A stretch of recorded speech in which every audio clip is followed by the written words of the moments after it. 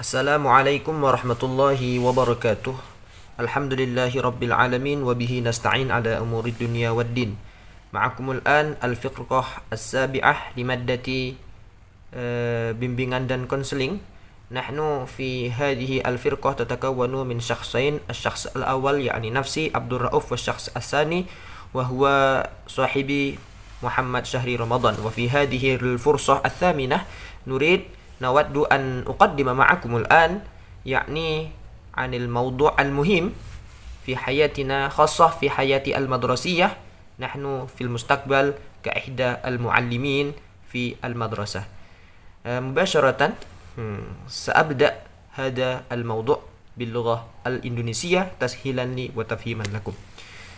Baik teman-teman, pada kesempatan yang berbahagia ini, kami dari kelompok 7 ingin mempresentasikan sebuah makalah bimbingan konseling dengan judul Tugas Personil BK di Sekolah, yaitu Kepala Sekolah dan Koordinator BK. Sebelumnya teman-teman, perlu kita ketahui bahwasanya pendidikan itu merupakan sebuah pondasi yang sangat penting dari suatu bangsa. Karena apa? Karena dengan pendidikan itulah suatu bangsa tersebut bisa mencapai sebuah kemajuan. Kita tidak memungkiri bahwasanya ada aspek-aspek lain yang bisa memajukan suatu bangsa, barangkali keamanannya, kesehatannya, dan juga sosial kemasyarakatannya. Akan tetapi, tanpa adanya pendidikan yang kuat, pilar-pilar yang lain itu sangat sulit untuk maju. Karena itu teman-teman, pendidikan merupakan suatu hal yang sangat penting di dalam sebuah kemajuan bangsa. Akan tetapi, banyak negara sekarang ini itu jarang sekali yang memperhatikan aspek pendidikan, dan bahkan dia lebih memilih aspek-aspek yang lain. Barangkali kita bisa melihat Indonesia sebagai salah satu contohnya. Alih-alih memperhatikan pendidikan, pemerintah sekarang ini lebih gencar untuk memajukan sektor-sektor yang lain. Hal ini bisa dibuktikan dengan adanya pengurangan dana pendidikan dan lebih menggelontorkan uang yang lebih banyak di aspek-aspek yang lain, keamanan, ke TNI, ke Polri dan sebagainya. Sedangkan di pendidikan stagnan atau bahkan dipangkas. Nah, itu salah satu bukti bahwasanya ada beberapa negara, mungkin dalam hal ini contohnya Indonesia, yang kurang memperhatikan akan pentingnya pendidikan. Nah, untuk itu teman-teman, sebenarnya pendidikan itu hal yang sangat penting dan hal yang sudah seharusnya menjadi agenda wajib pemerintah untuk diperhatikan. Dan kita harapkan saja semoga kedepannya Indonesia menjadi negara yang maju dengan pondasi pendidikan yang sangat kuat. Di pendidikan sendiri, selain masalah eksternal masalah yang dari luar, mungkin dari pemerintah dan sebagainya, ada masalah yang berasal dari internalnya sendiri. Internalnya itu dari mana? Dari peserta didik dan dari lingkungan pendidikan itu sendiri. Peserta didik dalam hal ini yang menjadi objek daripada pendidikan seringkali mengalami masalah-masalah. Barangkali masalah seperti kegalauan, kekurangan motivasi belajar, kemalasan, kenakalan, dan sebagainya. Hal itu merupakan masalah-masalah internal yang menjadi permasalahan di dalam dunia pendidikan sekarang ini. Oleh karena itu teman-teman, butuh yang namanya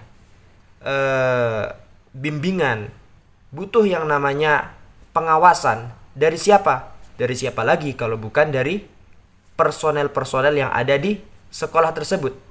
Kita menyebutnya sebagai personel BK, personel bimbingan dan konseling. Karena apa? Karena tanpa adanya bimbingan dan pengawasan daripada pihak-pihak yang diberi kewenangan, maka peserta didik yang menjadi objek pendidikan itu bisa melakukan segala sesuatu atas tindak tanduk sesukanya saja. Akan tetapi dengan adanya pengawasan, kita bisa mengarahkan, kita bisa membimbing mereka ke arah yang benar. Oke, kita belajar mengenai bimbingan dan konseling. Sebenarnya, bimbingan dan konseling itu apa sih?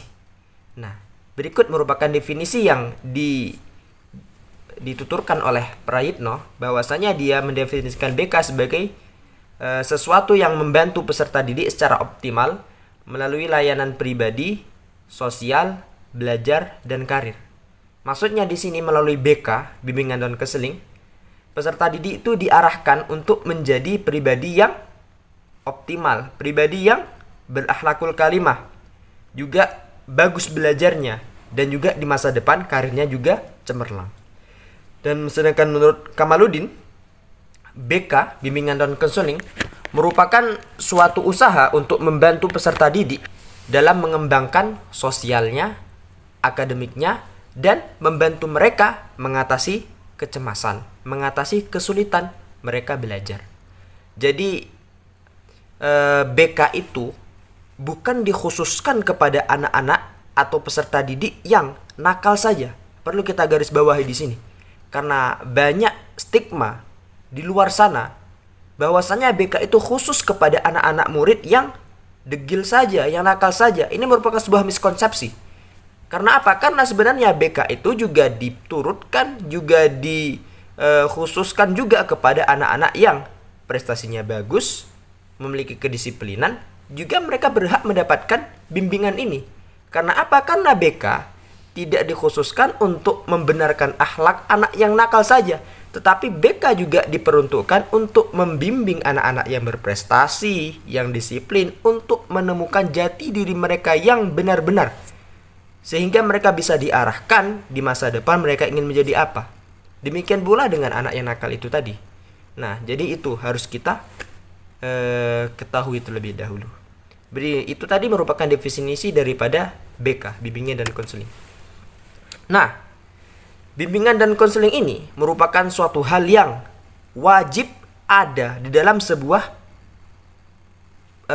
lembaga pendidikan. Dalam hal ini SD, SMP, SMA atau setingkat dengan itu.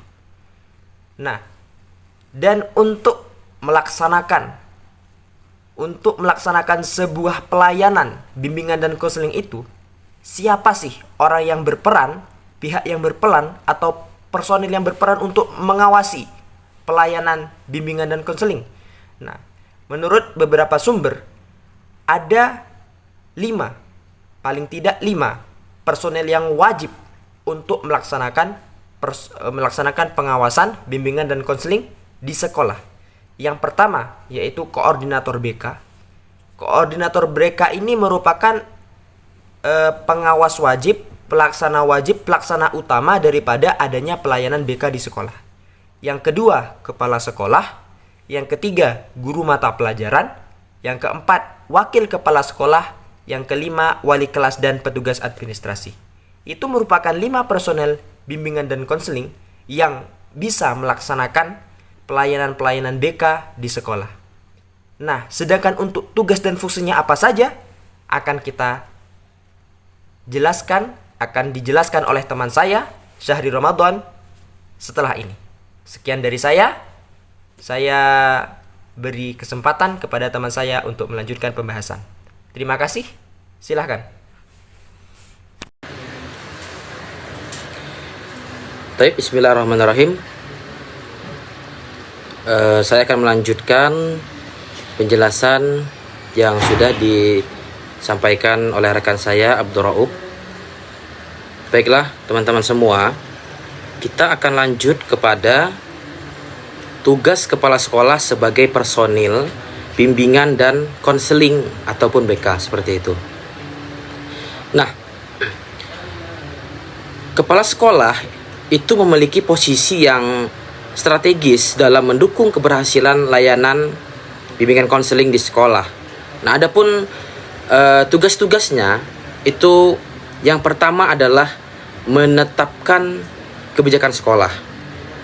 Nah, kepala sekolah di sini menetapkan kebijakan dan regulasi yang mendukung pelaksanaan layanan BK, termasuk memastikan program BK dalam program kerja sekolah. Yang kedua, itu adalah menyediakan sarana dan prasarana.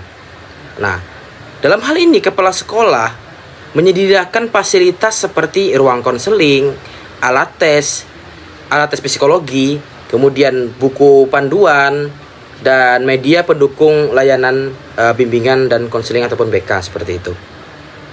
Kemudian yang ketiga, kepala sekolah itu mengkoordinasikan kolaborasi lintas sektor. Nah, maksudnya kepala sekolah menghubungkan antara guru BK, wali kelas, guru mata pelajaran, dan tenaga ahli dari luar, yaitu yang dimaksud tenaga ahli itu adalah psikolog. Nah, seperti tadi psikolog, kemudian puskesmas dan lain sebagainya untuk penanganan peserta didik. Nah, kemudian yang keempat, mendorong pengembangan profesionalisme guru BK. Nah, kepala sekolah harus memfasilitasi guru BK untuk mengikuti pelatihan, seminar, workshop, kemudian bahkan studi lanjut guna meningkatkan kompetensi profesional. Ini kalau sudah dalam ranah jikalau diperlukan seperti itu untuk yang seperti studi lanjut itu. Karena kalau memang ingin bidang BK ini sangat berkompeten kompeten di bidang BK ini, maka itu salah satu langkah dari kebijakan kepala sekolah yang bisa diambil seperti itu. Kemudian ada monitoring dan evaluasi, artinya kepala sekolah memantau pelaksanaan layanan BK secara berkala dan memberikan masukan ataupun perbaikan berdasarkan hasil evaluasi tersebut. Kemudian yang keenam, mengintegrasikan BK ke program sekolah, pastinya menyelaraskan layanan BK dengan program kurikulum dan kegiatan pembinaan karakter sekolah. Nah, ini merupakan tugas kepala sekolah sebagai personil bimbingan dan konseling seperti itu. Ini tugas kepala sekolah sebagai personil. Nah, kemudian kita lanjut kepada tugas koordinator BK sebagai personil bimbingan dan konseling. Kalau tadi kepala sekolah, sekarang tugas koordinator BK sebagai personil bimbingan dan konseling. Oke, taib. Nah, koordinator BK ini berperan sebagai pemimpin teknis yang memastikan seluruh kegiatan layanan BK akan berjalan optimal. Yang pertama itu ada merancang program layanan BK pastinya, yang mana ya membuat rencana kerja tahunan dan semester untuk layanan BK berdasarkan ya kebutuhan peserta didik. Bisa jadi berarti ya bisa dilakukan survei lah seperti itu. Kemudian mengatur jadwal layanan. Mengatur jadwal layanan artinya menyusun dan menyebarkan jadwal pelaksanaan layanan seperti bimbingan klasikal, kemudian konseling individu, layanan karir dan lain-lain seperti itu. Karena memang sebenarnya BK ini adalah hal yang penting juga yang harus ada di sekolah, karena tidak akan pernah luput dari permasalahan siswa di sekolah, dan itu memerlukan yang namanya bimbingan dan konseling seperti itu. Kemudian tugas yang ketiga itu adalah mengkoordinasi tim guru BK. Nah, artinya membagi tugas antara guru BK, melakukan supervisi internal dan memastikan semua layanan berjalan sesuai dengan standar operasional. Tugas yang keempat melakukan supervisi tugas yang keempat melakukan supervisi internal. Maksudnya itu meninjau dan mengevaluasi pelaksanaan kegiatan oleh guru BK yang lain, nah, guna menjaga mutu layanan seperti itu. Ini tugas koordinator ya, ini koordinator. Kemudian yang kelima, menjalin kerjasama tentunya ya, berkomunikasi, berkoordinasi dengan guru lain, wali kelas, orang tua, guna mendukung tumbuh kembang peserta didik. Yang keenam itu adalah evaluasi program mereka. Ini harusnya mengumpulkan data, menganalisis efektivitas layanan, kemudian membuat laporan kepada kepala sekolah secara berkala seperti itu. Nah, yang terakhir itu adalah mewakili tim BK, koordinator ini ya. Yang namanya koordinator berarti misalkan ya dia mewakili seluruh timnya karena dia adalah koordinator seperti itu. Nah, menjadi juru bicara tim BK dalam forum sekolah kan seperti itu. Jadi seperti rapat manajemen ataupun forum koordinasi dengan pihak eksternal karena dia ada sebagai koordinator seperti itu.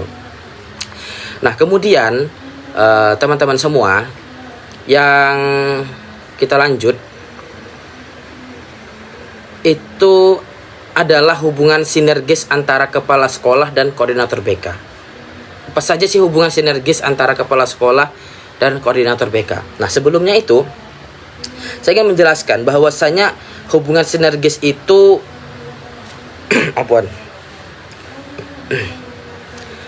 hubungan kerjasama yang saling mendukung, melengkapi dan memperkuat.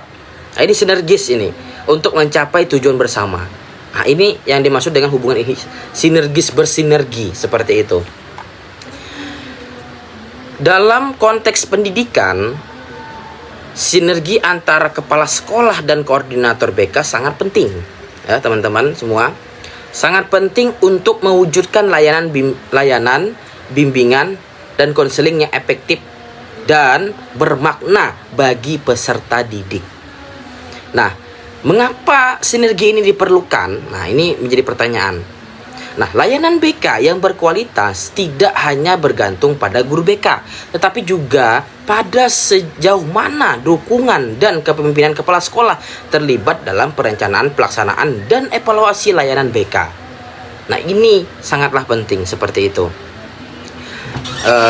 Untuk hubungan sinergis antara kepala sekolah dan koordinator BK seperti itu. Nah, adapun bentuk-bentuk hubungan sinergis antara kepala sekolah dan koordinator BK ini ada beberapa seperti itu. Yang pertama itu kolaborasi dalam perencanaan program BK. Nah, maksudnya, kepala sekolah bersama koordinator BK merancang program BK yang selaras dengan visi dan misi sekolah serta kebutuhan perkembangan peserta didik. Nah, kemudian ada dukungan kebijakan dan administratif seperti itu. Kemudian juga kalau sudah masalah kebijakan administratif, berarti ya teman-teman juga paham semua itu pastinya tentang seperti alokasi waktu layanan, kemudian penambahan penyediaan anggaran serta sarana dan prasarana lainnya seperti itu. Kemudian yang selanjutnya itu adalah koordinasi dalam implementasi layanan. Nah, pastinya kan harus berkoordinasi antara kepala sekolah dan koordinator BK tadi seperti itu. Kemudian evaluasi bersama tentunya, kemudian juga penguatan profesionalisme seperti itu, dan yang terakhir komunikasi terbuka dan berkala. Nah, ini sebagai bentuk untuk mewujudkan pelayanan BK di sekolah yang baik, tentunya yang bagus dan sesuai dengan visi misi. Maka dari itu harus ada hubungan sinergis antara kepala sekolah dan koordinator BK. Dan ini juga tidak hanya di BK saja, di mapel-mapel lainnya pun juga seperti itu. Program-program mapel lainnya seperti misalkan bahasa Arab ya. Nah, ketika ada hubungan sinergis antara kepala sekolah dan guru bahasa Arab, artinya kepala sekolah mendukung program itu, maka akan berjalan dengan baik. Sama halnya dengan BK tadi, seperti itu. Dan mapel-mapel lainnya juga, karena memang posisinya sangat strategis seperti itu. Nah, kemudian yang terakhir, teman-teman semua, manfaat ataupun hubungan sinergis ini di antara lainnya adalah layanan BK layanan BK lebih terarah dan berkesinambungan. Kemudian meningkatkan keterlibatan semua komponen sekolah dalam layanan psikopedagogis namanya ya. Kemudian menciptakan lingkungan sekolah yang kondusif dan responsif terhadap kebutuhan siswa, meningkatkan kualitas manajemen sekolah secara keseluruhan. Nah, ini adalah salah satu cara secara teoritis ataupun secara struktural. Namun memang kalau saya berdasarkan pengalaman saya itu sendiri, memang katanya BK ini keberadaannya ada gitu. Tapi terkadang pelayanannya itu kita juga bingung gitu loh. Kita kalau mau ke BK gimana gini gitu lah. Mungkin saran saya ketika kita nantinya berada di instansi sekolah ini, mungkin kita juga bisa membantu bagaimana pelayanan BK ini bisa terbuka, bisa diakses oleh seluruh siswa dengan mudah gitu loh. Nah, siswa tuh biasanya bisa jadi siswa tidak tahu ada layanan BK. Karena kan salah satu BK bukan hanya bukan masalah yang sifatnya fisik dan lain sebagainya seperti itu. Tapi juga biasanya akademik juga iya seperti itu kan, masalah akademik. Contoh nyatanya seperti inilah, misalkan kayak kita kebingungan untuk memilih university gitu kan, memilih kita mau lanjut studi ke universitas mana gitu. Nah, seharusnya kan kita bisa bimbingan dan konseling terhadap kepada guru BK ini kan, untuk menentukan itu berdasarkan catatan-catatan ataupun histori kita selama di sekolah tersebut. Artinya guru BK bisa merekomendasikan kamu cocoknya jurusan ini, kamu cocoknya kepada di university ini, seperti itu loh. Nah, mungkin teman-teman itu yang bisa saya sampaikan. Intinya mulai dari tugas kepala sekolah sebagai personil bimbingan dan konseling, kemudian tugas koordinator sebagai personil bimbingan dan konseling, dan yang terakhir tadi hubungan sinergis antara kepala sekolah dan koordinator BK. Ini sangatlah penting ya untuk mewujudkan pelayanan BK yang baik untuk seluruh siswa-siswi sekolah. Syukron. Terima kasih.